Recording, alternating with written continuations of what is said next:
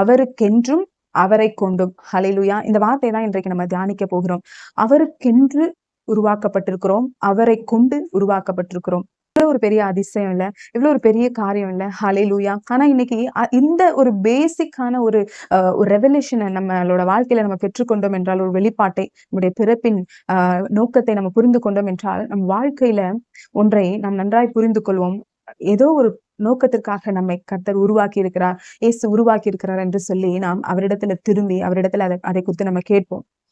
என்னை எதற்காக படைச்சிருக்கீங்க? இன்னைக்கு கூட அநேக வாலிப பிள்ளைகள்லாம் அநேகர் சொல்லுவாங்க, என்னோட லைஃபோட பர்பஸ் எனக்கு தெரியல, நோக்கமே எனக்கு தெரியல, எதற்காக நான் உருவாக்கப்பட்டிருக்கேனே எனக்கு தெரியல, என்ன என் லைஃப்ல நடக்குதுன்னு எனக்கு புரியல, ஏதோ போற போக்குல காலப்போக்குல அப்படியே நான் போயிட்டு இருக்கேன், எனக்குன்னு ஒரு பெரிய கோல் இருக்கிற மாதிரி தெரியல, அப்படியே இருந்தாலும் அதை நான் அச்சீவ் பண்ணிடுவேன்ற நம்பிக்கை எனக்கு இல்லை, இப்படிலாம் சொல்லி அநேக வாலிப பிள்ளைகள் ஹோப்லெஸ்ஸா கூட வாழ்ந்து கொண்டிருக்கலாம். ஆனா இன்றைக்கு இந்த கொலோசையர் 1 வசனம் திட்டமும் தெளிவுமாக ஒரு காரியத்தை நமக்கு சொல்லுகிறது என்னவென்றால், சகலமும் அவருக்குள் சிருஷ்டிக்கப்பட்டது, சகலமும் அவரை கொண்டும் அவருக்கென்றும் சிருஷ்டிக்கப்பட்டிருக்கிறது. ஹalleluya. அப்போ எல்லாமே எல்லாமே அதுல இன்க்ளூடிங் நீங்களும் நானும். ஹalleluya. உங்களை கர்த்தர் அவருக்கென்று சிருஷ்டித்திருக்கிறார். நீங்க அவரால் தான் இந்த பூமியில உருவாக்கப்பட்டிருக்கிறீர்கள்.